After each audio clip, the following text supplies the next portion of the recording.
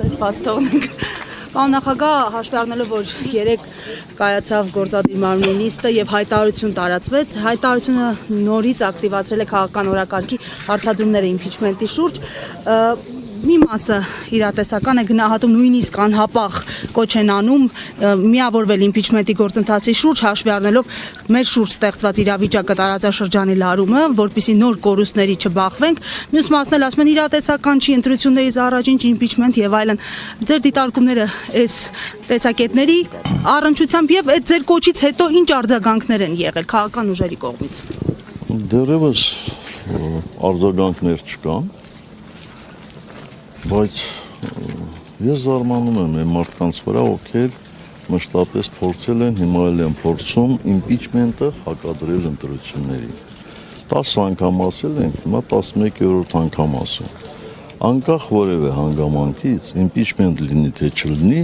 ընտրություններ լինելու են։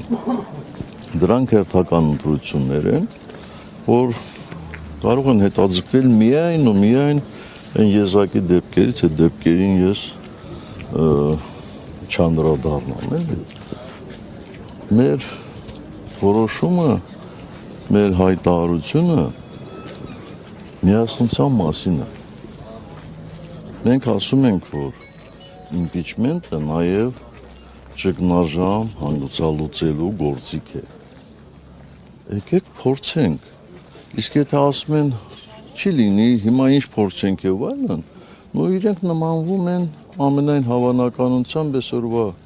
Հայաստանի կառավարիչներին,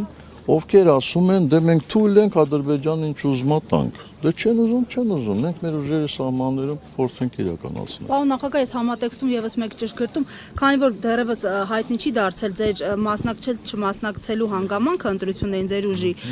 այս իմպիչմենտի գործընթացը ավելի կմոտեցնի ձեզ մասնակցելու հեռանկարին, թե չմասնակցելու, թե ինչից է կախված, ինչ ընտրությունների պրոցեսներից է կախված։ Եթե խոսքը գնում է մեր ընտրությունների մասնակցելու մասին, ապա մենք որոշում ենք կայացնելու, ելնելով նրանից, թե մեր կայացրած որոշումը որքան արդյունավետ է լինելու Հայաստանի գործող կառավարիչների դեմ պայքարում։ Այդքան մի բան։ Պարոն նախագահ, եւ տարածաշրջանում կատարվողի վերաբերյալ թեև առիթներ ունեցել ենք արձանագրումներ անելու ձեր մտահոգությունների վերաբերյալ, բայց տեսնում ենք, որ լարվածությունը ավելի է, այսպես գնալով Սաստկանում, նույնիսկ ավելի մեր սահմաններին մոտ կատարվում են գործողություններ։ Համարժեք է արդյոք այսօր իշխանությունների արձագանքը, քաղաքական գործունեությունը, պահվածքը, հայտարարությունները, թե անախրոնիզմ կա։ Դեք բոլոր պարագաներում իրոք մեր հարևանությամբ ռազմական գործողություններ են տեղի ունենում եւ որևէ մեկը չի կարող կանխատեսել, թե այդ գործողությունները ինչպես կազդեն մեր իրավիճակի վրա։ Ուստի ես կարծում եմ, որ գործող իշխանությունները լրջորեն պետք է մոտենան այս հանգամանքին, իսկ նրանց լրջությունը պետք է բնութագրվի համարժեք պահվածքով։ Ես այդպես պահվածք չեմ տեսնում։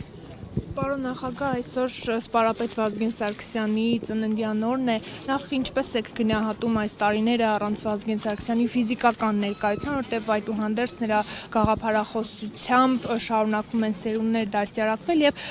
Սասուն Միքայելյանը նշում է, որ սպառապետ Վազգեն Սարգսյանին սպանեցին, խփեցին այնպես, ինչպես փորձում էին Նիկոլ Փաշինյանին խփել։ Ես չգիտեմ, որ մասով եմ արմունի մտածում այդպես խոսողը, անկախ անձնավորությունից, բայց անհնար է, ուղղակի իմ պատկերացումների, իմ մտածելակերպի մեջ անհնար է համեմատել երկու այդպիսի անձերի, երկու այդպիսի գործիչների։ Իսկ այո, Վազգենը ֆիզիկապես չկա, արդեն երկար տարիներ չկա, բայց Վազգենի երազանքը, Վազգենի դիրքորոշումները այսօր շատ մարդկանց մեջ է ապրում եւ վստահ եմ, որ այդ մոտեցումները, դիրքորոշումները շատ երկար դեռևս լինելու մարդիկ, ովքեր ջերմությամբ կրելու են։ Նախագահ եւ վերջում մի հստակեցում հաշվի առնելով, որ փողոցային պայքարի մասին եւս խոսք է գնացել հայտարարության մեջ,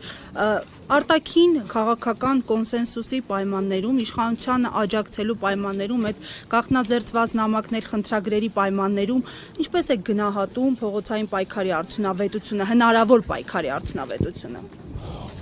Ախր, գիտեք, եթե մենք մեզ պատճառներ են պետք, որպեսզի չգործենք, կարող ենք ձեր ասածների վրա 10 պատճառ էլ բերել։ Իսկ եթե մենք ցանկություն ունենք գործելու, պետք է գործենք։ Այսինքն ով կարող է այսօր ասի հաջողելու է, թե չի հաջողելու։ Այդ մոտեցումը ինձ համար տարօրինակ է եւ անընդունելի։ Պարոն Սարգսյան եւ Թաթոյանի հայտարարությունների վերաբերյալ, հա, նա կարծես նախկին նախագահներին, այսպես ասած, թիրախավորել է, ինքը ասում է, որ որևէ մեկի հետ կապ չունի նախկինների հետ, սակայն իշխանությունից ասում են, որ նա եղել է ՀՀԿ-ի պաշտպանը, երբ եղել է ՄԻՊ-ը, նրա այս հայտարարությունների վերաբերյալ ինչ կարող եք ասել, որ փորձում է հաստվել նախկին նախագահների անունները։ Յուրաքանչյուրը իր նախընտրական քարոզը տանում է յուրովի, ինչպես արդյունավետ է համարում։ Ես առանձնապես այդպես կոշտ որևէ քննադատություն չեմ լսել։ Բայց Թաթոյանի հետ որևէ կապ ունեք համագործակցություն, այսինքն քաղաքական համագործակցություն։ Ոչ, որևէ համագործակցություն քաղաքական չունեմ։ Եվ չեմ ունեցել։ Պարոն նախագահ, դուք ժամանակին ասել եք, ես չեմ պարտվել սրանց, ես պարտվել եմ շատ ավելի ուժեղ մարդկանց, շատ ավելի մեծ ուժերի, բայց չեք նշել, թե կոնկրետ ինչ ուժերի եք պարտվել։ Նշել եմ, այդ հարցազրույցը նայեք այնտեղ նշվածը։ Հնարավոր է, որ Նիկոլ Փաշինյանն էլ է պարտվել ավելի մեծ ուժերի, ոչ թե դրա պաշտական նպատակներ է ունեցել, ինչպես նրան է Արցախի հարցում եւ ինքը ասում է մենք հաղթել ենք։ Չէ, դե դուք այդպես չեք կարծում, չէ՞։ Իհարկե չեմ կարծում, ոչ թե պարտվել է, այլ կապիտուլացվել է։ Իսկ ինքը Արտաքին ուժերը չէին կարող մեզ կապիտուլացնել։ Իսկ ինքը ինչ դերակատարություն անեցել, որ այսինքն ինքը օգնել է, որ դուք պարտվեք։ Չէ, ես չեմ ասում ինքը դերակատարություն չի ունեցել, բայց իր ուժը, իր ջանքերը բավարար չէին, որպեսզի իշխանափոխություն լիներ Հայաստանում։ Շատ է համացանցում քննարկում Նիկոլ Փաշինյանի պերաշկի ուտելը կուկուրուզ ուտելը, դա արդյոք երկրի առաջի դեմքի էթիկայի նորմերի խախտում չէ եւ դուք երբևէ մենք ձեզ, երբ եղել եք երկրի առաջի դեմքը, ձեզ եւ նախկիների նման իրավիճակներում չեք տեսել։ Ձեր կարծիքը։ Չեք տեսել, ուրեմն դուք պետք է որոշեք։ Որն ավելի ճիշտ, մեր պահվածքը թե այս պահվածքը։ Ես կարծում եմ արդեն բոլորը գնահատականները տվել են։